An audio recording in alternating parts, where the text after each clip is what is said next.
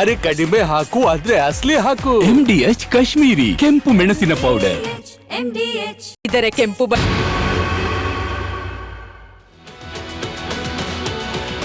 ನಮಸ್ಕಾರ, ಕರ್ನಾಟಕ ಪ್ರೈಮ್ ಟೈಮ್ಗೆ ಸ್ವಾಗತ. ನಾನು ಶ್ರೀಪಾದ್ ಪಾಟೀಲ್. ಕರ್ನಾಟಕ ಪ್ರೈಮ್ ಟೈಮ್ನಲ್ಲಿ ಇವತ್ತಿನ ಟಾಪ್ ಸ್ಟೋರೀಸ್ ಅನ್ನ ನೋಡ್ತಾ ಹೋಗೋಣ.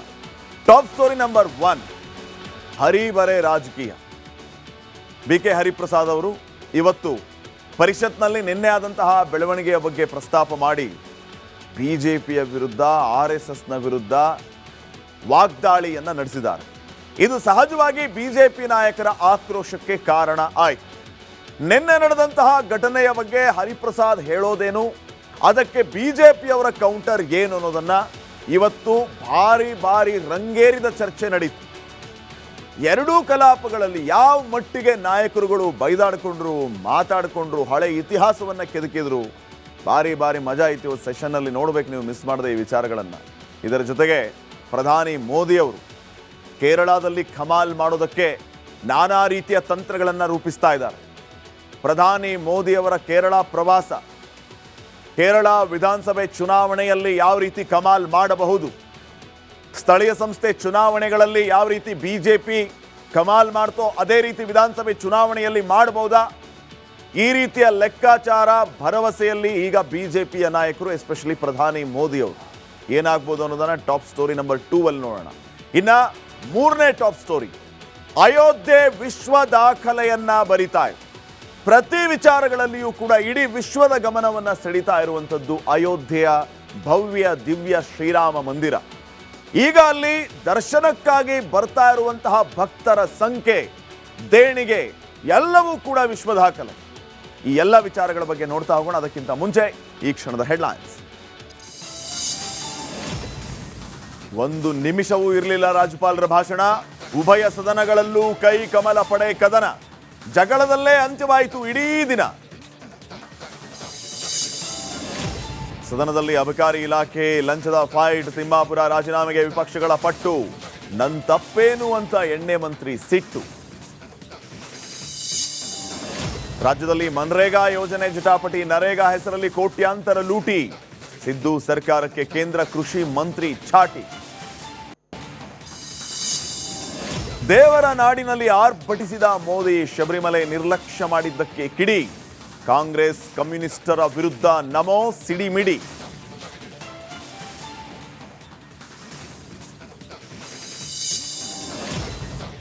ಕಂಗ್ಲುಗಳನ್ನ ಬಖರಾ ಮಾಡಿದ ಪಾಕ್, ಬಾಂಗ್ಲಾದೇಶಕ್ಕೆ ICC ಬಿಗ್ ಶಾಕ್. ಕ್ರಿಕೆಟ್ ಶಿಶು ಸ್ಕಾಟ್ಲೆಂಡ್ಗೆ ಖುಲಾಯಿಸಿದ ಲಕ್.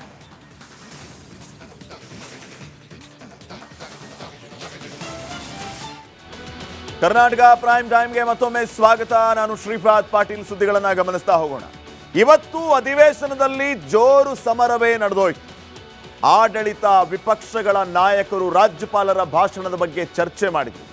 ಬಿಜೆಪಿ ಕಾಂಗ್ರೆಸ್ ನಾಯಕರು ಪರಸ್ಪರ ಕಿತ್ತಾಡಿಕೊಂಡರು.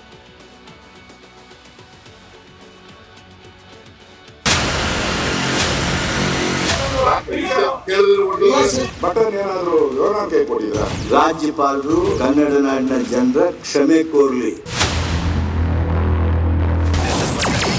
1 ನಿಮಿಷವೂ ಇರಲಿಲ್ಲ ರಾಜ್ಯಪಾಲರ ಭಾಷಣ. ಉಭಯ ಸದನಗಳಲ್ಲೂ ಕೈ ಕಮಲ ಪಡೆ ಕದನ. ವಿಧಾನಸೌಧದಲ್ಲಿ ವಿಶೇಷ ಅಧಿವೇಶನ ನಡೀತಾ ಇದೆ. ನಿನ್ನೆ ರಾಜ್ಯಪಾಲರು ಮಾಡಿದ ಚುಟುಕು ಭಾಷಣ ಇಂದು ಉಭಯ ಸದನಗಳಲ್ಲೂ ಕೋಲಾಹಲಕ್ಕೆ ಕಾರಣವಾಗಿದೆ. ರಾಜ್ಯಪಾಲರು ಸರ್ಕಾರದ ಭಾಷಣ ಮಾಡಿಲ್ಲ, ರಾಷ್ಟ್ರಗೀತೆ ಮುಗಿಯುವವರೆಗೂ ಇರದೆ ಅಪಮಾನ ಮಾಡಿದ್ದಾರೆ ಅಂತ ಆಡಳಿತ ಪಕ್ಷದ ನಾಯಕರು ಮುಗಿಬಿದ್ರು. ರಾಷ್ಟ್ರಗೀತೆಗೆ ರಾಜ್ಯಪಾಲರಿಂದ ಅಪಮಾನ. ಹುಟ್ಟೋದ್ರೆ ಏನಂತ ಹೇಳ್ಬೇಕು? ಕೇಳಿದ್ರೆ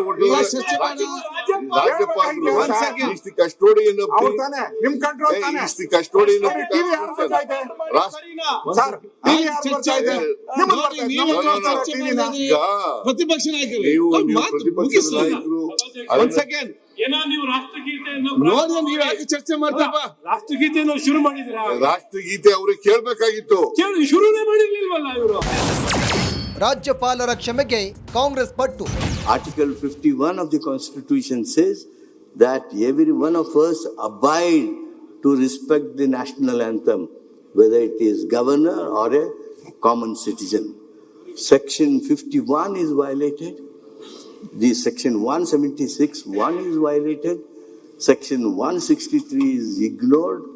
ಇವೆಲ್ಲ ರಾಜ್ಯಪಾಲರು ಮಾಡಿದ ಮೇಲೂ ನಾವೇನು ಹೇಳಿದ್ವಿ, ರಾಜ್ಯಪಾಲರು ಕನ್ನಡ ನಾಡಿನ ಜನರ ಕ್ಷಮೆ ಕೋರ್ಲಿ. ರಾಷ್ಟ್ರಗೀತೆ ಬಟನ್ ಗವರ್ನರ್ ಕೈಯಲ್ಲಿತ್ತ. ಬಟನ್ ಏನಾದರೂ ಗವರ್ನರ್ ಕೈ ಕೊಟ್ಟಿದ್ರ? ಆನ್ ಮಾಡಿ ಜನಗಣ ಮಾಡ್ರ ಆಡ್ರಪ್ಪ ಅಂತ. ಜೈ ಅಂದ ತಕ್ಷಣ ಅವರು ಆನ್ ಮಾಡಬೇಕಾಗಿದ್ದು ಅವ್ರ ಕರ್ತವ್ಯ.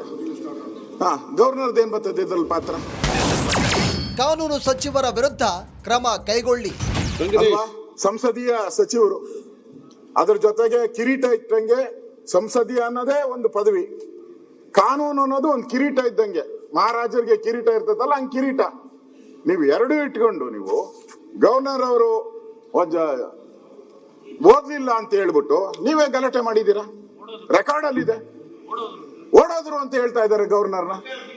ಒಬ್ಬ ಲಾ ಮಿನಿಸ್ಟರ್ ಹಂಗೆ ಹೇಳಿದ್ರೆ ಯಾರು ಸದನದ ಯಾರೇ ಬೇರೆ ಯಾರಾದ್ರೂ ಮಾತಾಡಿ ಪರವಾಗಿಲ್ಲ ಅಶೋಕ್, ಆದ್ರೆ ಲಾ ಮಿನಿಸ್ಟರ್ ಆದವರು ನೀವು ಓಡೋಗ್ತಾ ಇದ್ದೀರಾ ಅಂತ ಗವರ್ನರ್ಗೆ ಹೇಳಿದ್ರೆ ಅದೆಲ್ಲ ರೆಕಾರ್ಡ್ ಇದೆ. ಕೊನೆಗೆ ಮಾತನಾಡಿದ ಸ್ಪೀಕರ್ ಖಾದರ್, ರಾಜ್ಯಪಾಲರ ನಡೆ ನಂತರದ ಘಟನೆಗಳ ಬಗ್ಗೆ ಮುಂದಿನ ವಾರ ರೂಲಿಂಗ್ ಕೊಡುವುದಾಗಿ ಸದನಕ್ಕೆ ತಿಳಿಸಿದ್ರು. ಇದರೊಂದಿಗೆ ಸದ್ಯಕ್ಕೆ ಸಣ್ಣ ಬ್ರೇಕ್ ಸಿಕ್ಕಂತಾಗಿದೆ. News desk, Republic Kannada. ಇನ್ನ ವಿಧಾನ ಪರಿಷತ್ತಿನಲ್ಲೂ ರಾಜ್ಯಪಾಲರ ಭಾಷಣದ ಬಗ್ಗೆ ಜೋರು ಚರ್ಚೆ ನಡೆಯಿತು. ಬಿಕೆ ಹರಿಪ್ರಸಾದ್ ಅಮಾನತಾಗಬೇಕು ಅಂತ ಬಿಜೆಪಿ ಪಟ್ಟು ಹಿಡಿದಿತ್ತು. ಬಿಕೆ ಹರಿಪ್ರಸಾದ್ ಅಂತೂ ಬಿಜೆಪಿ RSSಗೆ ಮನಸ್ಸೋ ಇಚ್ಛೆ ಬೈದ್ಬಿಟ್ರು.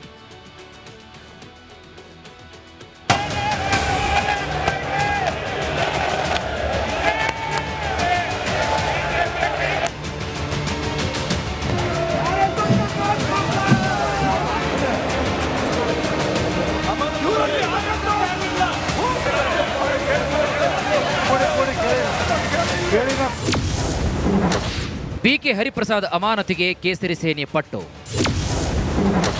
ಕೊತ್ವಾಲ್ ಶಿಷ್ಯ ಎಂದವರಿಗೆ ಕೈ ನಾಯಕನ ತಿರುಗೇಟು.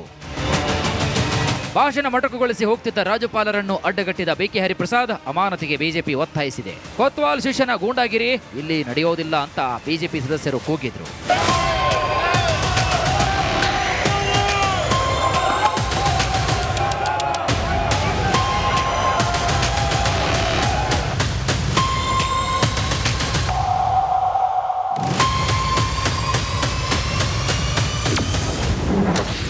ರಾಜ್ಯಪಾಲರ ವಿರುದ್ಧ ಗೂಂಡಾಗಿರಿ ಮಾಡೋದು ಸರಿನಾ?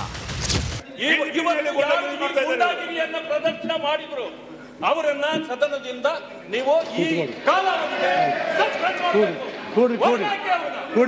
ಅಂತಂದ್ರೆ ನಾವು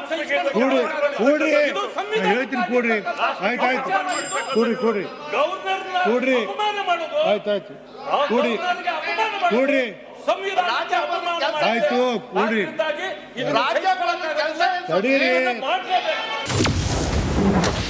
ನಾನು RSS ಚಡ್ಡಿಯನ್ನು ಹಾಕಿಲ್ಲ.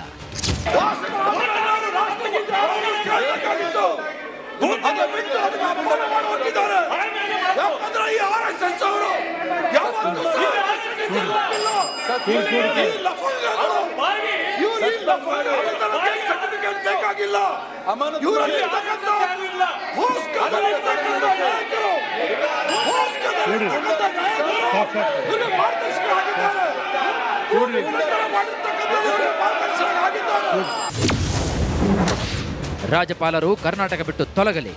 ಲಜ್ಜೆಗೆಟ್ಟ ಪಕ್ಷ ಇದು. ಅದಲ್ಲದೆ ಗವರ್ನರ್ ರಾಜ್ಯಪಾಲರು ಮಾಡಿರ್ತಕ್ಕಂಥ ಕೃತ್ಯ ಇದು ರಾಷ್ಟ್ರದ್ರೋಹದ ಕೃತ್ಯ. ಅವ್ರಿಗೆ ಒಂದೇ ಒಂದು ಕ್ಷಣವೂ ಸಹ ರಾಜಭವನದಲ್ಲಿ ಇರಲಿಕ್ಕೆ ಯೋಗ್ಯತೆ ಇಲ್ಲ. ಅವರು ಆದಷ್ಟು ಬೇಗ ಕರ್ನಾಟಕ ರಾಜ್ಯವನ್ನು ತೊಲಗಿ ಹೋಗಬೇಕು ಅಂತೇಳಿ ನಾನು ಒತ್ತಾಯ ಮಾಡ್ತಾ ಇದ್ದೆ. ಸಂವಿಧಾನದ ವಿರುದ್ಧ ರಾಜ್ಯಪಾಲರು ಹೋದಾಗ ನಾವೇನ್ ಮಾಡ್ಬೇಕು? ಪ್ರತಿಭಟನೆ ಮಾಡಬಾರ್ದಾ? ಯಾರ ಕಣ್ ಮುಂದೆ ಗುಂಡಾಗಿರಿ ಅಂತ ಇವ್ರು 50 ವರ್ಷದಿಂದ ಹೇಳ್ತಾನೆ ಇದ್ದಾರಲ್ಲ. ಇವ್ರ ತರ ನಾವು ಜೈಲ್ಗೆ ಹೋಗಿಲ್ಲ, ತಡಿಪಾರ್ ಆಗಿಲ್ಲ, ವ್ಯಭಿಚಾರದಲ್ಲಿ ಜೈಲ್ಗೆ ಹೋಗಿಲ್ಲ. ಆ ತರ ಮಾಡಿದ್ರೆ ಇಷ್ಟೊತ್ತಿಗೆ ಅವ್ರಿಗೆ ಪರ್ಮನೆಂಟ್ ನಮ್ಮನ್ನ ಉಮರ್ ಖಾಲಿದ್ ತರ ಜೈಲಿಗೆ ಕಳಿಸ್ಬಿಟ್ಟಿರೋರು. ನಿಜವಾದ ಕರ್ನಾಟಕದ ಜನತೆಯ ಪರ ಇದ್ರೆ ಯಾವುದಾದ್ರೂ ಒಂದೇ ಒಂದು ವಿಚಾರವನ್ನ ಇವ್ರು ಹೇಳಲಿ.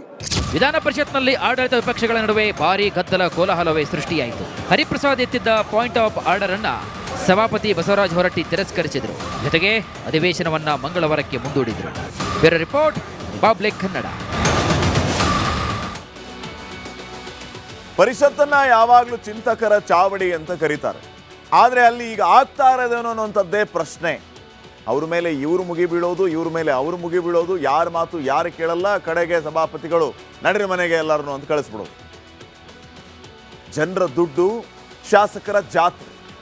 ಎಷ್ಟರ ಮಟ್ಟಿಗೆ ಅಲ್ಲಿ ಜನ ಕೊಟ್ಟಂತಹ ತೆರಿಗೆ ದುಡ್ಡು ವೇಸ್ಟ್ ಆಗುತ್ತೆ.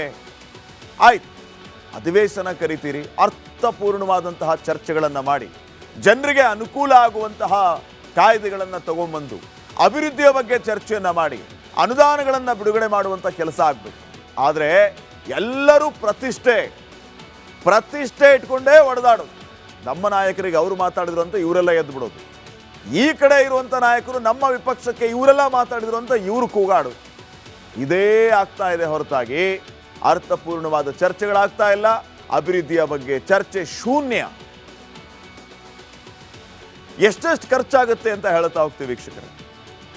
ಶಾಸಕರೊಬ್ಬರು ಅಧಿವೇಶನಕ್ಕೆ ಅಂತ ಬಂದ್ರೆ ಅವ್ರಿಗೆ ಅವತ್ತು 2,500 ಫಿಕ್ಸ್. ಸುಮ್ಮನೆ ಅವರು ಬಂದು ಒಂದು ಸೈನ್ ಮಾಡಿ ಹೋಗಿ ಹಾಜರಾತಿ ತೋರಿಸಿದ್ರು, ಸರ್ಕಾರದಿಂದ ಅವ್ರಿಗೆ ಜಮಾ ಆಗೋದು ಎಷ್ಟು? 2,500. ಅವ್ರು ಎಲ್ಲಿ ಕೂತ್ಕೊಂಡ್ರು, ಎಲ್ಲಿ ಹೋದ್ರು, ಎಷ್ಟು ಮಾತಾಡಿದ್ರು, ಅವ್ರ ಕ್ಷೇತ್ರದ ಬಗ್ಗೆ ಪ್ರಶ್ನೆ ಎತ್ತಿದ್ರ, ಇದನ್ನು ಯಾವನು ಕೇಳಲ್ಲ. ಶಾಸಕರು ಬಂದ್ರ ಹೋಯ್ತು ಅವ್ರ ಅಕೌಂಟಿಗೆ 2,500. ಶಾಸಕರು ಒಬ್ಬರು ಅಧಿವೇಶನಕ್ಕೆ ಬಂದ್ರೆ 2,500 ರೂಪಾಯಿ ಕೊಡ್ತಾರೆ. ಎಷ್ಟು ಜನ ಶಾಸಕರಿದ್ದಾರೆ ಲೆಕ್ಕ ಹಾಕಿ, ಅವ್ರಿಗೆ ಎಷ್ಟು ಜಮೆ ಆಗುತ್ತೆ ಲೆಕ್ಕ ಹಾಕಿ. ಇನ್ನ ಬಂದಿರುವಂತಹ ಶಾಸಕರು, ಅಧಿವೇಶನಕ್ಕೆ ಬಂದಿರುವಂತಹ ಶಾಸಕರು ಉಳ್ಕೊಳ್ಳೋದಕ್ಕೆ ವ್ಯವಸ್ಥೆ, ಅದಕ್ಕಾಗಿ ಸರ್ಕಾರ ತೆಗೆದಿಡುವಂಥ ದುಡ್ಡು 6.82 ಕೋಟಿ, 6,82,00,000 ರೂಪಾಯಿ. ಇವರ ವಸತಿಗಂತಾನೇ ಸರ್ಕಾರ ಎತ್ತಿಡುವಂಥ ದುಡ್ಡು. ಇನ್ನ ಊಟ ಉಪಚಾರ, ಊಟ ಮಾಡಬೇಕಲ್ಲ ಇವರು, ಚೆನ್ನಾಗಿ ಊಟ ಮಾಡಬೇಕು, ಅದಕ್ಕೆ ತೆಗೆದಿಡುವಂಥ ದುಡ್ಡು 2.35 ಕೋಟಿ, 2,35,00,000. ಊಟ ಉಪಹಾರಕ್ಕೆ ದುಡ್ಡು ಖರ್ಚಾಗೋದು. ಇನ್ನ ಬಹಳ ಸುಸ್ತಾಗ್ಬಿಟ್ಟಿರ್ತಾರೆ ಪಾಪ. ತಮ್ಮ ಕ್ಷೇತ್ರದ ಬಗ್ಗೆ, ತಮ್ಮ ಸರ್ಕಾರದ ಬಗ್ಗೆ, ಅಭಿವೃದ್ಧಿಯ ಬಗ್ಗೆ ಚರ್ಚೆ ಮಾಡಿರ್ತಾರಲ್ಲ, ಇವ್ರಿಗೆ ಶಕ್ತಿ ಬರಬೇಕಲ್ಲ, ಫ್ರೂಟ್ ಸಲಾಡ್ ಕೊಡ್ತಾರೆ. ಆ ಫ್ರೂಟ್ ಸಲಾಡ್ಗೆ ಖರ್ಚಾಗೋ ದುಡ್ಡು ಎಷ್ಟು ಹೇಳ್ರಿ? ಎಷ್ಟು? ಬರೋಬ್ಬರಿ 1,18,700 ರೂಪಾಯಿ. ಫ್ರೂಟ್ ಸಲಾಡ್ಗೆ ಇಷ್ಟೆಲ್ಲ ಖರ್ಚು ಮಾಡ್ತಾರೆ ಇವರು. ಟೀ ಕಾಫಿಗೆ ಎಷ್ಟು ಖರ್ಚು ಮಾಡ್ತಾರೆ ನೋಡಿ, 3,40,000. ಇವರು ಗಳಿಗೆ ಟೀ ಬೇಕು, ಗಳಿಗೆ ಕಾಫಿ ಬೇಕು. ಈ ರೀತಿ ಟೀ, ಕಾಫಿ, ಫ್ರೂಟ್ ಸಲಾಡ್, ಊಟ, ಉಪಚಾರ, ಉಪಹಾರ ಎಲ್ಲ ಕೂಡ ಸರ್ಕಾರ ನೋಡ್ಕೊಳ್ಳುತ್ತೆ. ಇನ್ನ ಸಚಿವರು, ಶಾಸಕರು ಓಡಾಡಬೇಕಲ್ಲ ಬೆಂಗಳೂರಲ್ಲಿ, ಅಥವಾ ತಮ್ಮ ಕ್ಷೇತ್ರದಿಂದ ಬರಬೇಕಲ್ಲ, ಅದಕ್ಕಾಗಿ ಇವರಿಗೆ ಪೆಟ್ರೋಲು, ಡೀಸೆಲು, ಅದಕ್ಕೂ ದುಡ್ಡು 40 ಲಕ್ಷ ರೂಪಾಯಿ. ಸಚಿವರು, ಶಾಸಕರ ಇಂಧನದ ಖರ್ಚು 40 ಲಕ್ಷ. ಇನ್ನ MLCಗಳಿಗೆ ಪ್ರಯಾಣ ಭತ್ಯೆ ಅಂತ ಕೊಡ್ತಾರೆ 38 ಲಕ್ಷ. ಇಷ್ಟೆಲ್ಲ ನಾನು ಲಿಸ್ಟ್ ಕೊಡ್ತಾ ಇದ್ನಲ್ಲ, ಇವರು ಏನಕ್ಕೆ ಅಂತಂದ್ರೆ, ಇವರು ಬರಲಿ, ಅಧಿವೇಶನದಲ್ಲಿ ಕೂತ್ಕೊಳ್ಳಿ, ಅಭಿವೃದ್ಧಿಯ ಬಗ್ಗೆ ಚರ್ಚೆ ಮಾಡಲಿ. ಅವ್ರ ಕ್ಷೇತ್ರದಲ್ಲಿ ಅಲ್ಲಿ ಎಷ್ಟೋ ಜನ ಅವರ ಕ್ಷೇತ್ರದಲ್ಲಿ ಕುಡಿಯೋದಕ್ಕೆ ನೀರಿಲ್ಲ ಅಂತ ಹೊಡೆದಾಡ್ತಿರ್ತಾರೆ, ರಸ್ತೆ ಇಲ್ಲ ಅಂತ ಹೊಡೆದಾಡ್ತಿರ್ತಾರೆ, ನಮ್ಮ ಊರಿಗೆ ಒಂದು ಆಸ್ಪತ್ರೆ ಇಲ್ಲ ಅಂತ ಹೊಡೆದಾಡ್ತಿರ್ತಾರೆ. ಆದರೆ ಇಲ್ಲಿ ಇವನ್ನೆಲ್ಲ ತಗೊಂಬರ್ರಪ್ಪ ಅಂತ ಅಲ್ಲಿನ ಜನ ಓಟ್ ಹಾಕಿ ಇವ್ರನ್ನ ಕಳಿಸಿರ್ತಾರೆ. ಇವ್ರಿಗೆ ಇಷ್ಟೆಲ್ಲ ಖರ್ಚು ಮಾಡ್ತಾರೆ. ಇಷ್ಟು ಮಾಡಿದ್ರೂ ಕೂಡ ಆಗುವ ಚರ್ಚೆ ಏನೋ ಬಿಗ್ ಝೀರೋ, ದೊಡ್ಡ ಸೊನ್ನೆ. ಇದನ್ನ ಯಾರಿಗೆ ಪ್ರಶ್ನೆ ಮಾಡಬೇಕು? ಫ್ರೂಟ್ ಸಲಾಡ್ಗೆ ದುಡ್ಡು ಎತ್ತಿಡ್ತಾರೆ, ಊಟಕ್ಕೆ ದುಡ್ಡು ಎತ್ತಿಡ್ತಾರೆ, ವಸತಿಗೆ ದುಡ್ಡು, ಇಂಧನಕ್ಕೆ ದುಡ್ಡು, ಪ್ರಯಾಣ ಭತ್ಯೆಗೆ ದುಡ್ಡು, ಊಟ, ಉಪಚಾರ ಎಲ್ಲದಕ್ಕೂ ದುಡ್ಡು. ಆಯ್ತು, ಇಷ್ಟೆಲ್ಲ ತಗೊಂಡ್ಮೇಲೆ ನೀವು ಮಾತಾಡಿದ್ದೇನು? Big zero. ಏನು ಅಭಿವೃದ್ಧಿ ಬಗ್ಗೆ ಚರ್ಚೆನೇ ಇಲ್ಲ, ಯಾವುದ್ರ ಬಗ್ಗೆ ಮಾತಾಡೋದಿಲ್ಲ. ಇವರು ನಮ್ಮ ರಾಜಕಾರಣಿಗಳು, ಇವರು ನಮ್ಮ ಜನಪ್ರತಿನಿಧಿಗಳು. ಮಾತಾಡಿದ್ದೇನು? ಬಿಜೆಪಿಯವರ ಮೇಲೆ ಕಾಂಗ್ರೆಸ್ನವರು ವಾಕ್ಪ್ರಹಾರ ಮಾಡೋದು, ಕಾಂಗ್ರೆಸ್ನವರು ಬಿಜೆಪಿಯ ಮೇಲೆ ವಾಕ್ಪ್ರಹಾರ ಮಾಡೋದು. ನಿಮ್ಮ ಕ್ಷೇತ್ರದ ಅಭಿವೃದ್ಧಿಯ ಬಗ್ಗೆ ಎಷ್ಟು ಕೊಟ್ರಪ್ಪ ದುಡ್ಡು? ಸರ್ಕಾರದವ್ರನ್ನ ಪ್ರಶ್ನೆ ಮಾಡೋದಕ್ಕೆ ಪ್ರತಿಪಕ್ಷದವರು ಇಲ್ಲ, ಆಡಳಿತ ಪಕ್ಷದವರು ಇಲ್ಲ. ಫ್ರೂಟ್ ಸಲಾಡ್ ತಿನ್ರಿ, ಚೆನ್ನಾಗಿ ಮನೆಗೆ ಹೋಗ್ರಿ. ಇಷ್ಟೇ ಪರಿಸ್ಥಿತಿ. ಎಲ್ಲಿಗೆ ಬಂತು, ಯಾರಿಗೆ ಬಂತು? 47ರ ಸ್ವಾತಂತ್ರ್ಯ ಅಂತ ಒಂದು ಹಾಡಿದೆ ಅಲ್ಲ, ಆ ರೀತಿ ಇವ್ರ ಪರಿಸ್ಥಿತಿ. ನೆಕ್ಸ್ಟ್, ಮಹಿಳಾ ಅಧಿಕಾರಿಗೆ ಆವಾಜ್ ಹಾಕಿ ಅಟ್ಟಹಾಸ ಮೆರೆದಿದ್ದ ಧಮ್ಕಿ ವೀರನಿಗೆ ಕಾಂಗ್ರೆಸ್ ಪಕ್ಷ ಬಿಗ್ ಶಾಕ್ ಅನ್ನ ನೀಡಿದೆ. ಪುಡಾರಿ ಮುಖಂಡನನ್ನ ಕಿಕ್ಔಟ್ ಮಾಡಿದೆ. ಇದರ ಜೊತೆಗೆ ಸಸ್ಪೆಂಡ್ ಮಾಡಿದರೆ ಆಯ್ತಾ? ನೀವು ಜನರನ್ನ ಯಾಮಾರಿಸೋದಕ್ಕೆ ಹೋಗಬೇಡಿ. ನಾವು ಅವ್ರನ್ನ ಸಸ್ಪೆಂಡ್ ಮಾಡಿಬಿಟ್ಟಿದ್ದೀವಿ, ಪಕ್ಷದಿಂದನೇ ಆಚೆ ಆಗ್ಬಿಟ್ಟಿದ್ದೀವಿ, ಇದು ಸಾಲದೇ ಇಲ್ಲ. ಪೌರಾಯುಕ್ತಿಗೆ ಧಮ್ಕಿ ಹಾಕೋದಕ್ಕೆ ಇವನು ಯಾರು? ಈತನನ್ನು ಅರೆಸ್ಟ್ ಮಾಡಬೇಕು, ಒದ್ದು ಒಳ ಹಾಕುವಂತ ಕೆಲಸ ಆಗ್ಬೇಕು. ನಮ್ಮ ಪೊಲೀಸ್ ಇಲಾಖೆಯ ಮೇಲೆ ಆ ನಂಬಿಕೆ ಇನ್ನೂ ಇದೆ ನಮಗೆ. FIR ಆಗಿ ಎಷ್ಟು ದಿನ ಆಯಿತು? ಈ ಘಟನೆ ನಡೆದ ಎಷ್ಟು ದಿನ ಆಯಿತು? ಇನ್ನೂ ಅರೆಸ್ಟ್ ಮಾಡೋದಕ್ಕಾಗ್ತಾ ಇಲ್ಲ. ಅಮಾನತ್ತು ಒಂದೇ ಪರಿಹಾರ ಅಲ್ಲ, ಆತನನ್ನು ಅರೆಸ್ಟ್ ಮಾಡಬೇಕು. ಆವಾಗ ಶಾಬಾಷ್ ಸರ್ಕಾರ ಅಂತ ಜನ ಹೇಳ್ತಾರೆ. ಒಂದು ವರದಿ ಇದೆ, ನೋಡ್ಕೊಂಬನ್ನಿ.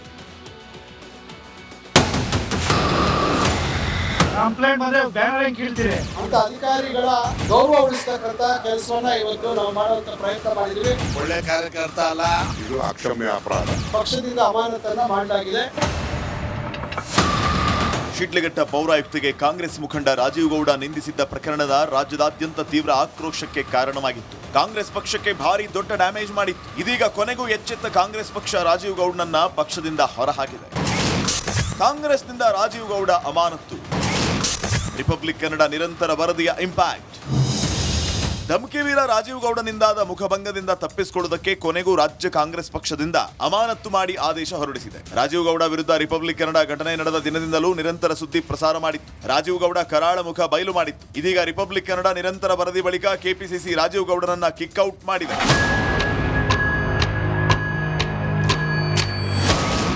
ರಿಪಬ್ಲಿಕ್ ಕನ್ನಡಕ್ಕೆ ಧನ್ಯವಾದ ತಿಳಿಸಿದ ಪೌರಾಯುಕ್ತೆ, ಕಾಂಗ್ರೆಸ್ ಇವತ್ತು ಎಚ್ಚೆತ್ತುಕೊಂಡಿದೆ. ನಿಮ್ಮ ಫಸ್ಟ್ ರಿಯಾಕ್ಷನ್? ಅವರು ಯಾರು ಇದ್ದಾರೆ, whoever has taken the decision, I am thankful to them, sir.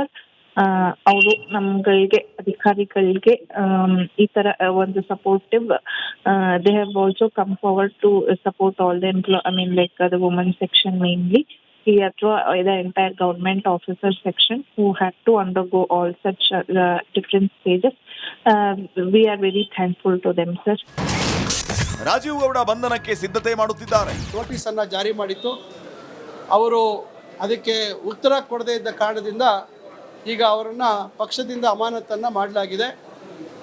ಇದು ಪಕ್ಷ ಇವತ್ತು ಸರ್ಕಾರ ಮತ್ತು ಪಕ್ಷ ನಮ್ಮ ಕಾರ್ಯಕ್ರಮಗಳು ಅನುಷ್ಠಾನ ಆಗಬೇಕಾದ್ರೆ ಅಧಿಕಾರಿ ವರ್ಗದ ಸಹಕಾರ ಇಲ್ಲದಿದ್ರೆ ಸಾಧ್ಯ ಇಲ್ಲ.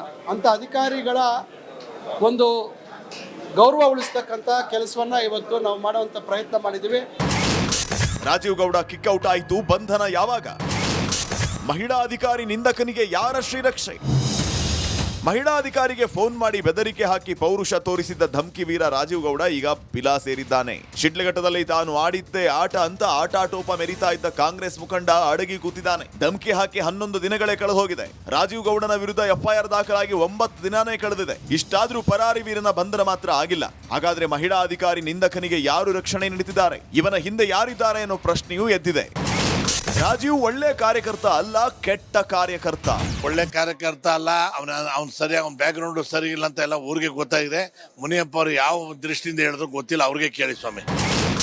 ಯಾರೇ ಬೆಂಬಲಿಸಿದ್ರು ಆತ ಮಾಡಿದ್ದು ಅಪರಾಧ. ಇದು ಅಕ್ಷಮ್ಯ ಅಪರಾಧ. ಯಾರೇ ಆಗಲಿ ಅಕ್ಷಮ್ಯ ಅಪರಾಧ ಆಗಿದ್ದಾಗ ಕಾನೂನು ಮುಂದೆ ಎಲ್ಲರೂ ಕೂಡ ಒಂದೇ, ಕಾನೂನಿನ ಪ್ರಕಾರ ಕ್ರಮ ತಗೊಳ್ಳೇಬೇಕಾಗ್ತದೆ. ರಾಜೀವ್ ಗೌಡ ಸಸ್ಪೆಂಡ್ ಮಾತ್ರ ಸಾಕಾಗುವುದಿಲ್ಲ, ಸರ್ಕಾರ ಕೂಡಲೇ ರಾಜೀವ್ನನ್ನ ಬಂಧಿಸಬೇಕಾಗಿದೆ. ಅಜ್ಞಾತ ಸ್ಥಳದಲ್ಲಿ ಅವಿತು ಕುಳಿತವನನ್ನ ಕಂಬಿ ಹಿಂದೆ ತಳ್ಳಬೇಕಾಗಿದೆ. ರಾಜೀವ್ ಗೌಡ ಅರೆಸ್ಟ್ ಆಗುವವರೆಗೂ ನಿಮ್ಮ ರಿಪಬ್ಲಿಕ್ ಕನ್ನಡ ಮಾತ್ರ ಈ ವಿಷಯದಲ್ಲಿ ಹಿಂದೆ ಸರಿಯೋ ಮಾತೇ ಇಲ್ಲ. ಮನ್ರೇಗಾದ್ದೇ ದೊಡ್ಡ ಚರ್ಚೆ. ಕಾಂಗ್ರೆಸ್ ಬಿಜೆಪಿಯ ಮಧ್ಯೆ ಮಾತಿನ ಸಮರವೇ ನಡೀತಾ ಇದೆ. ಇದ್ರ ಮಧ್ಯೆ ಅತಿ ದೊಡ್ಡ ಹಗರಣವನ್ನ ಮೋದಿ ಸರ್ಕಾರ ಬಟಾ ಬಯಲು ಮಾಡಿದೆ.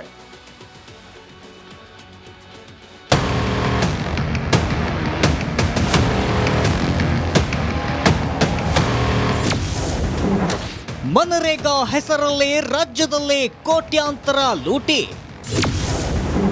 ರಾಷ್ಟ್ರ ಮಟ್ಟದಲ್ಲಿ ಸದ್ದು ಮಾಡಿದ ರಿಪಬ್ಲಿಕ್ ಕನ್ನಡ ಸುದ್ದಿ. ರಾಷ್ಟ್ರೀಯ ಮಟ್ಟದಲ್ಲಿ ಕರ್ನಾಟಕದ ಮಾನ ಹರಾಜಾಗಿದೆ. ಕಲಬುರಗಿ, ಯಾದಗಿರಿ, ಬಾಗಲಕೋಟೆ ಜಿಲ್ಲೆಯಲ್ಲಿ ನರೇಗಾ ಬಿಲ್ಗಾಗಿ ಮಾಡಿದ ಅಕ್ರಮ ದೇಶದಲ್ಲಿ ಸದ್ದು ಮಾಡ್ತಿದೆ. ನರೇಗಾ ಯೋಜನೆಯ ಬಿಲ್ ಪಡೆಯಲು ಪುರುಷರು ಸೀರೆ ಉಟ್ಟುಕೊಂಡು ಫೋಟೋಗೆ ಪೋಸ್ ಕೊಟ್ಟಿದ್ರು. ಅದನ್ನೇ ನಿಮ್ಮ ರಿಪಬ್ಲಿಕ್ ಕನ್ನಡ ಸುದ್ದಿ ಮಾಡಿತ್ತು.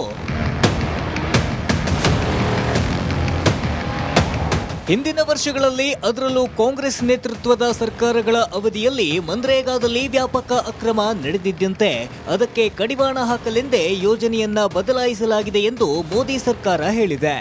ये जो फोटो आपको दिख रही है पुरुष है, लेकिन साड़ी पहने पुरुषों ने महिला बन के मनरेगा की मजदूरी का पैसा डकार लिया. ये मीडिया की खबर है. और ऐसे एक दो घोटाले नहीं है. सोशल ऑडिट में 1.33 लाख से अधिक अनियमितताएं, इरेगुलरिटीज सामने आई है. ಸುದ್ದಿ ಗೊತ್ತಿದ್ದರೂ ಸುಮ್ಮನಿತ್ತು ಸಿದ್ದು ಸರ್ಕಾರ. और चिंता की बात यह कि जब राज्य को कहा गया तो उन्होंने 3,551 मामलों में कोई कार्रवाई नहीं की, जिनमें लगभग 107 करोड़ 78 लाख रुपए की वसूली की जा सकती थी. ಕೇಂದ್ರ ಕೃಷಿ ಸಚಿವ ಶಿವರಾಜ್ ಸಿಂಗ್ ಚೌಹಾಣ್ ಕರ್ನಾಟಕ ಸರ್ಕಾರದ ಮಾನ ಹರಾಜು ಮಾಡಿದ್ದಾರೆ. ಇಷ್ಟೆಲ್ಲ ಆದರೂ ಸಿದ್ದರಾಮಯ್ಯ ಸರ್ಕಾರ ಸುಮ್ಮನಿರೋದು ಅಚ್ಚರಿಗೆ ಕಾರಣವಾಗಿದೆ. Bureau report, Republic Kannada. ಅಲ್ಲಿ ಕುತ್ಕೊಂಡು ಗಂಭೀರವಾದಂತಹ ಆರೋಪ ಮಾಡ್ತಾ ಇದ್ದದ್ದು, ದಾಖಲೆಗಳ ಸಮೇತ ಮಾಹಿತಿಯನ್ನ ನೀಡ್ತಾ ಇದ್ದದ್ದು ಸದ್ಯ ಕೇಂದ್ರ ಸಚಿವರು, ಮಧ್ಯಪ್ರದೇಶದ ಮಾಜಿ ಮುಖ್ಯಮಂತ್ರಿ ಶಿವರಾಜ್ ಸಿಂಗ್ ಚೌಹಾಣ್. ನಮ್ಮ ರಾಜ್ಯದಲ್ಲಿ ಮನ್ರೇಗಾ ಹೆಸರಲ್ಲಿ ಯಾವ ರೀತಿಯೆಲ್ಲ ಲೂಟಿ ಮಾಡಿದ್ದಾರೆ ಅನ್ನೋದರ ಬಗ್ಗೆ ಶಿವರಾಜ್ ಸಿಂಗ್ ಚೌಹಾಣ್ ಹೇಳ್ತಾ ಇರೋದು.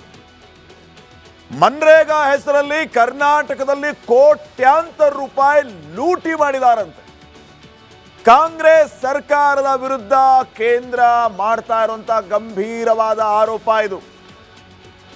ರಾಜ್ಯ ಕಾಂಗ್ರೆಸ್ ಮನ್ರೇಗಾ ಯೋಜನೆಯ ಅಡಿಯಲ್ಲಿ ಮಾಡಿರುವಂತಹ ಲೂಟಿ ಕೋಟಿ ಕೋಟಿ. ಕಾಂಗ್ರೆಸ್ ಸರ್ಕಾರದ ವಿರುದ್ಧ ಕೇಂದ್ರ ಸಚಿವರು ಬಿಗ್ ಬಾಂಬ್ ಸಿಡಿಸಿದ್ದಾರೆ. ಅದು ಎಷ್ಟರ ಮಟ್ಟಿಗೆ ಮನ್ರೇಗಾ ದುಡ್ಡನ್ನ ಲೂಟಿ ಮಾಡಿದ್ದಾರೆ ಅಂತಂದ್ರೆ, ಗಂಡ್ಮಕ್ಳೇ ಹೆಣ್ಮಕ್ಳ ರೀತಿ ಸೀರೆ ಉಟ್ಕೊಂಡು ಫೋಟೋ ತೆಗೆಸ್ಕೊಂಡು ಮನ್ರೇಗಾ ದುಡ್ಡು ತಗೊಂಡಿದ್ದಾರಂತೆ. ಇಷ್ಟರ ಮಟ್ಟಿಗೆ ಲೂಟಿನ. ಪುರುಷರು ಸೀರೆ ಉಟ್ಕೊಂಡು ಮಹಿಳೆಯರಂತೆ ನಿಂತು ಫೋಟೋ ತೆಗೆಸ್ಕೊಂಡು ಮನ್ರೇಗಾ ದುಡ್ಡು ಲವಕ್ ಸ್ವಾಹ ಮಾಡಿದಾರಂತೆ. ಯಾದಗಿರಿ, ಬಾಗಲಕೋಟೆ, ಕಲಬುರಗಿ, ಇಲ್ಲಿ ಎಲ್ಲ ಕಡೆ ಈ ರೀತಿಯ ಅಕ್ರಮ ನಡೆದಿದೆಯಂತೆ. ಸೀರೆನ ಉಟ್ಕೊಂಡು ಫೋಟೋ ತಕ್ಕೊಂಡು ನರೇಗಾದ ಹಣ ಹೊಡೆದಿದ್ದಾರಂತೆ. ಕಾಂಗ್ರೆಸ್ ಸರ್ಕಾರ ಹಿಂಗೆಲ್ಲ ಮಾಡುತ್ತಾ? ಇದಕ್ಕೆ ಕಾಂಗ್ರೆಸ್ ಉತ್ತರ ಕೊಡಬೇಕು. ಕೇಂದ್ರ ಸಚಿವರ ಗಂಭೀರ ಆರೋಪ, ದಾಖಲೆಗಳ ಸಮೇತ ಹೇಳ್ತಾ ಇದ್ದಾರೆ. ಇದನ್ನ ಆರೋಪ ಅಂತೀರೋ ಏನಂತೀರೋ ನಿಮಗೆ ಬಿಟ್ಟಿದ್ದು. ಆಳಂದದಲ್ಲಿ ಮನುಷ್ಯರ ಬದಲು ಮಷಿನ್ ಬಳಸಿ ಕೆಲಸ ಮಾಡಿಸಿದ್ದಾರೆ. ಆದರೂ ಮನುಷ್ಯರ ಫೋಟೋ ತೋರಿಸಿ ಬಿಲ್ ಮಾಡಿದ್ರಂತೆ. ಕಾಂಗ್ರೆಸ್ ಸರ್ಕಾರದಿಂದ ಕೂಲಿಯ ಹೆಸರಲ್ಲಿ 106 ಕೋಟಿ ರೂಪಾಯಿ ಲೂಟಿ ಹೊಡೆದಿದ್ದಾರಂತೆ. ಕರ್ನಾಟಕ ಸರ್ಕಾರಕ್ಕೆ 107.78 ಕೋಟಿ ವಸೂಲಿಗೆ ಅವಕಾಶ. ಸಿಎಜಿ ವರದಿಯಲ್ಲೂ ಕೂಡ 24.12 ಕೋಟಿ ವಸೂಲಿಗೆ ಸೂಚನೆ ನೀಡಿರೋದು. ಸರ್ಕಾರದಿಂದ ಕೇವಲ 2.47 ಕೋಟಿ ಹಣ ಮಾತ್ರ ವಸೂಲಿಯಾಗಿರೋದು. ಸಿದ್ದರಾಮಯ್ಯ ಸರ್ಕಾರದಿಂದ 3551 ಪ್ರಕರಣಗಳ ನಿರ್ಲಕ್ಷ್ಯ ಅಂತ ಈಗ ಕೇಂದ್ರ ಆರೋಪ ಮಾಡ್ತಾ ಇದೆ. ರಾಜ್ಯದ ಕಾಂಗ್ರೆಸ್ ಸರ್ಕಾರದ ವಿರುದ್ಧ ಚೌಹಾಣ್ ಈ ಎಲ್ಲ ಆರೋಪಗಳನ್ನ ಮಾಡ್ತಾ ಇದ್ದಾರೆ. ರಾಜ್ಯ ಕಾಂಗ್ರೆಸ್ ಮನ್ರೇಗಾ ದುಡ್ಡನ್ನ ಲೂಟಿ ಹೊಡೆದಿದ್ದಾರೆ. ಹೇಗೆ? ಗಂಡು ಮಕ್ಕಳಿಗೆ ಸೀರೆನ ಉಡಿಸಿ ಹೆಣ್ಮಕ್ಳ ತರ ಫೋಟೋ ತೆಗೆಸಿ ನೋಡಿ ಇಷ್ಟು ಜನ ಹೆಣ್ಮಕ್ಳು ಮನ್ರೇಗಾ ಅಡಿಯಲ್ಲಿ ಕೆಲಸ ಮಾಡಿದ್ದಾರೆ ಅಂತ ಕೋಟಿ ಕೋಟಿ ಲೂಟಿ ಮಾಡಿದಾರಂತೆ. ಇದು ರಾಜ್ಯ ಕಾಂಗ್ರೆಸ್ನ ವಿರುದ್ಧ ಮಾಡ್ತಾ ಇರೋ ಗಂಭೀರ ಆರೋಪ. ಯಾರದ್ದು? ಕೇಂದ್ರ ಸಚಿವರದ್ದು. ಇದಕ್ಕೆ ರಾಜ್ಯ ಕಾಂಗ್ರೆಸ್ ಯಾವ ರೀತಿ ಉತ್ತರ ಕೊಡುತ್ತೆ ಕಾದ್ ನೋಡೋಣ. ಈಗ ನರೇಂದ್ರ ಮೋದಿ ಇವತ್ತು ದಕ್ಷಿಣ ಭಾರತದ ಪ್ರವಾಸವನ್ನ ಕೈಗೊಂಡಿದ್ದು, ಅದರಲ್ಲೂ ಕೇರಳದಲ್ಲಿ ಭರ್ಜರಿ ಪ್ರಚಾರವನ್ನ ಪ್ರಧಾನಿ ಮೋದಿಯವರು ಮಾಡಿದರು. ವಿಪಕ್ಷಗಳ ವಿರುದ್ಧ ಈ ಸಂದರ್ಭದಲ್ಲಿ ಪ್ರಧಾನಿ ಮೋದಿ ಕಿಡಿಕಾರಿದರು. ಅಯ್ಯಪ್ಪ ಭಕ್ತರಿಗೆ ಒಂದು ಸಂದೇಶವನ್ನೂ ನೀಡಿದರು.